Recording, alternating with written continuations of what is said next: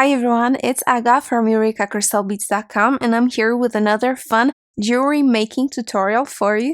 Before I get started, just a quick reminder to check out the rest of our channel, and if you like what you see, hit that subscribe button and the notification bell so you always know when we're posting new content.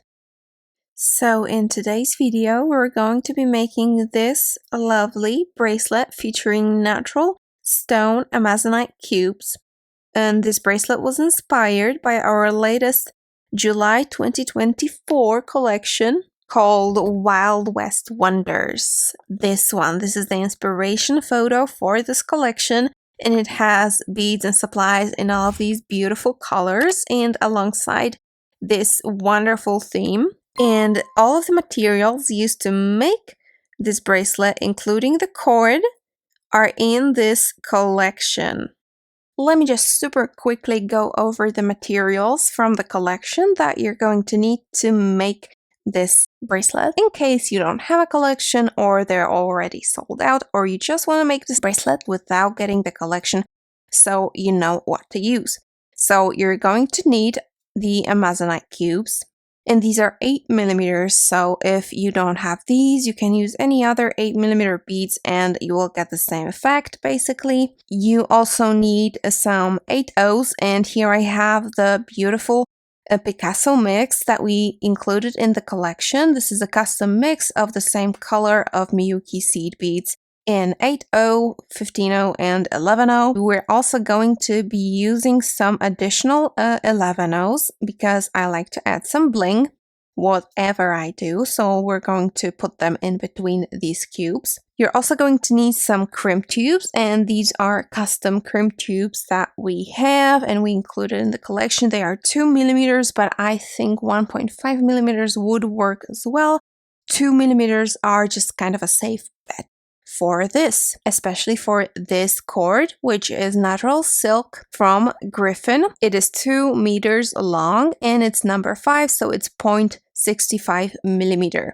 And it comes with a needle, the long thing over here in the back. It's a needle and it comes already attached to this twisted cord in here.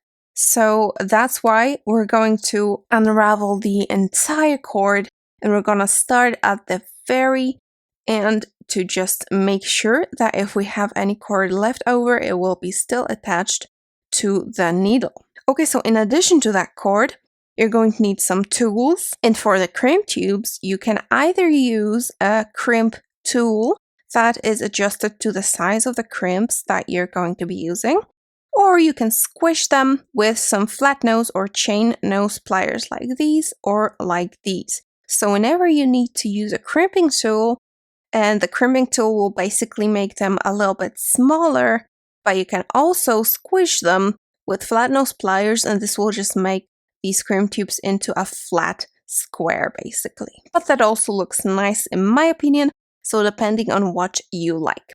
And to close our bracelet, I'm going to be using this beautiful clasp that we also have in the collection with the feather. It's a toggle clasp with the feather as the bar in the toggle. I really like it. It's really nice. And it has a loop in here where we can put our cord through. Alright, so that's basically all of the ingredients, and we can start making our bracelet. So the first thing you want to do, as I said before, you want to unravel the entire cord from this little cardboard spool here.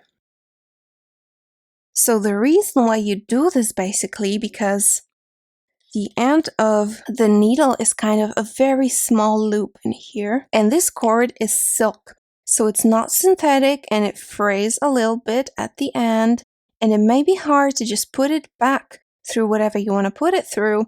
So that's why this might be a little bit difficult, and that's why we're going to go through the trouble of putting all of our beads and stones through the entire cord instead of just cutting off the length that we need, because the needle is still attached on the other side.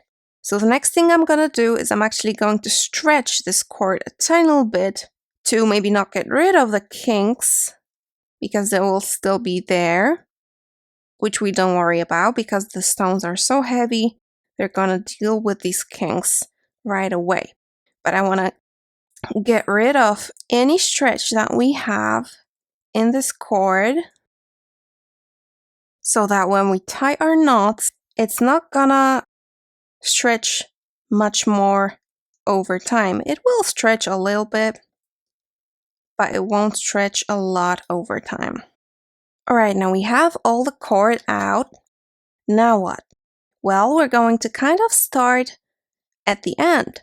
So what I'm actually going to do is I'm going to start by picking up a single crimp tube and going almost all the way through on my cord.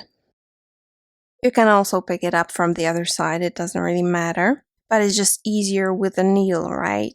That's why we're doing this. Now I'm going to pick up one side of the clasp, let's say it's going to be the feather, so the bar, and I'm going to go all the way down here, and I'm going to attach it by just going for the second time through that crimp tube here. And since it's 2 millimeters, it should be enough for 2 strands of this particular cord at once. Now you don't want to make it too tight because we still want some wiggle room here. So just about this much, that's how much I'll leave. And now why don't we go ahead and crimp this tube? So if you've never crimped before with crimping pliers, of course you can just squish that with flat nose pliers, but if you're crimping with crimping pliers, you have kind of 2 openings in here. The one more towards the handle is shaped a little bit like a kidney bean or like a pair of lips. And this is actually the first one that you put your crimp tube into. And then you have this kind of oval one. And this one is like step 2. So the way you put your crimp bead in here, like this. So if you'll notice, I'm trying to put the entire or the almost entire crimp tube in that other hole like this. You can hold it with your finger on the other side. And now I'm gonna squish. And I try to go up and down on the crimp. Just like that. And step 2, so the next thing you do is you try to place your kidney bean sort of on its side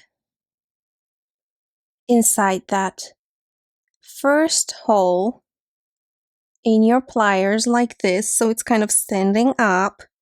And you do this so that you can fold it exactly in half. And in this way, you can be absolutely sure that nothing will escape your crimp bead. So if you'll notice, the crimp bead is now kind of folded in half with one piece of cord, one end, in each opening. And it kind of looks neat as well. So you could put a crimp cover in here on top of that, but you don't have to. I think it looks pretty nice. And now you can safely cut off this little tail here. And if you still want to make sure a little bit more, you can put a tiny little dab of glue in here. And if you want to be super sure, you can put a dab of glue in here and then a seed bead. And for these purposes, I would recommend GS Hypo Cement. Just to make really, really sure, you can put a tiny, tiny little dot of glue over here and then slide a bead right onto that glue so that it glues together with that crimp. It's kind of a little trick. Okay, now, so I want to put my beads on this cord in maybe something like this sequence. So I'm going to put a bronze 11-0 on both sides of each cube. And then in the middle, I'm going to put the 8 O's from the mix. And then another cube with the bronze 11 O's on both sides. But if you'll notice, natural stones are kind of heavy. So if something happens, if you end up cutting your necklace on something, or if it doesn't hold up in the end, you want it to stick together And you don't want the stones to fall off because, well, they're natural stones, they might break. So in order to do that, we're going to have to either tie knots somewhere in between there so that the stones don't fall off even if the cord gets cut, or we can put crimp tubes in between some of the beads. For example, instead of the 11-ohs in here, so that they kind of hold on to the cord when they're squished, and in this case I would just squish them so that they end up flat squares. So this is one way you can do this, but you can also make knots and tie them just like you would tie pearls. And I'm going to show you 2 ways you can do that easily without special tools for knotting. So you can get yourself a special kind of tweezers for knotting, but what to do if you don't have tweezers like that. And one way is going to be with a large sewing needle or embroidery needle. Just take the largest needle that you have around the house, and this will help you knotting. Or with chain nose pliers, and for that I would recommend ones that are definitely tapered at the end, and these ones that are kind of bent. The ends are bent. These are the best for the purpose that we need them for today.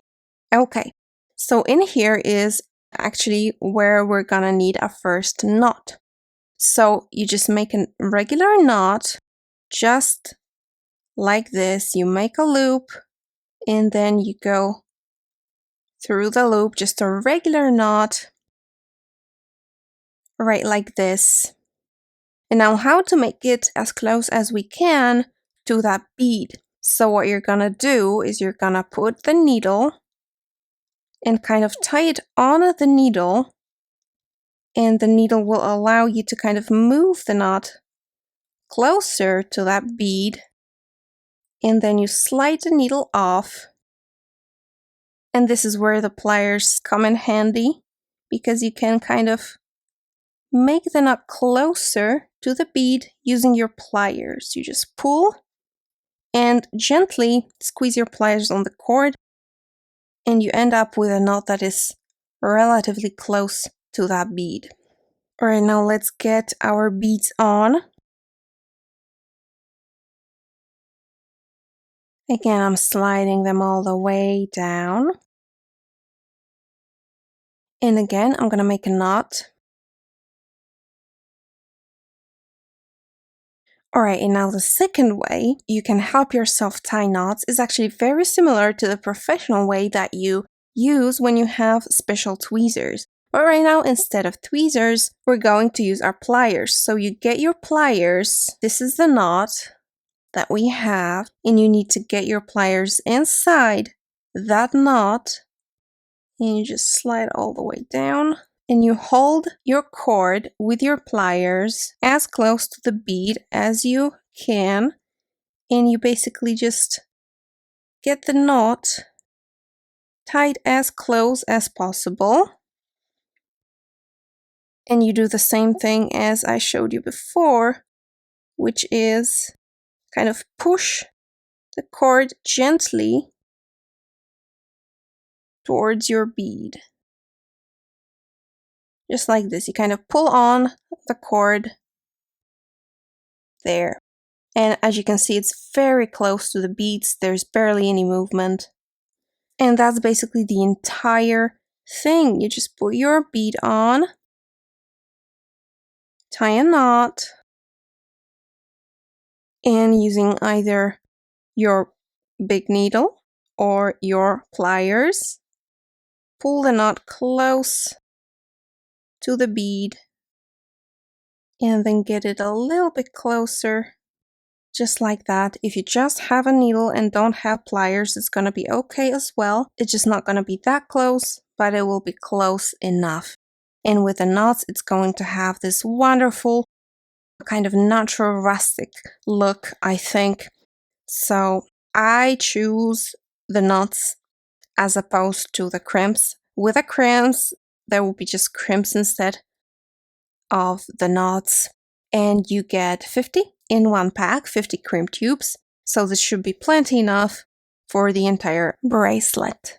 Now again, the second method, I get my pliers inside of this knot of the loop in the knot, and I hold on to the thread close to the beads, and I just slide my thread as far as I can, and then I just tie it at the same time, pushing it a little bit towards that bead. Right now I realize I don't want it that tight, so I'm just gonna leave some space in here, some wiggle room, so that the stones can kind of hang freely on that cord.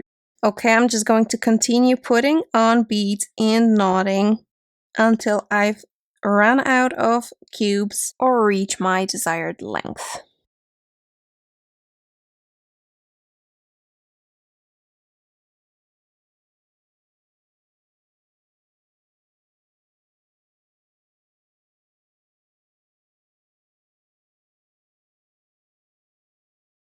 Alright, and I've reached the length that I want in my bracelet.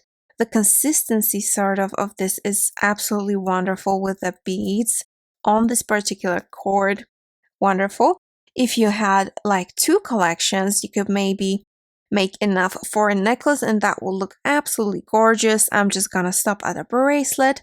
This is more or less the size of my wrist plus a little bit more.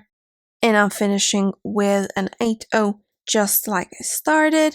And I'm gonna finish off this bracelet by adding 1 crimp tube on my cord, sliding it all the way down, adding the other end of my clasp, and I'm gonna go through the crimp tube again, and maybe through the 8/0 as well, since that's the side with the needle, so that's gonna be easy.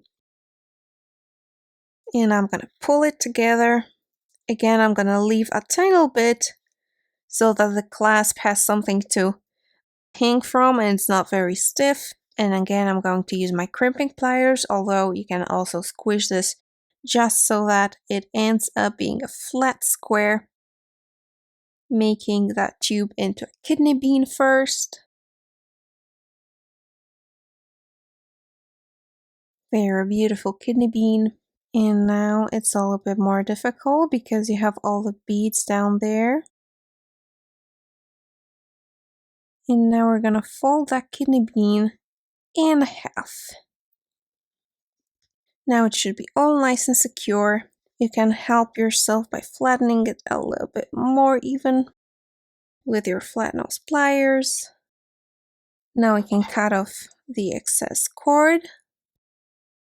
If you want, again, you can put a little bit glue even under this bead here, or right over there, and then slide the bead on, and the bracelet is ready. And you have the rest of the cord to use because the needle is still attached to it and it's still convenient to use. I even like it on the clasp side a little bit more perhaps because the clasp is so pretty. Alright guys, that's it for this tutorial. I hoped it helped you a little bit if you wanted to go about some knotting but you don't have professional tools. So this is how you can do it without them. All of the materials that I showed you here today can be found at eurekacrystalbeads.com, of course. Thank you so much for watching and see you in the next one. Bye!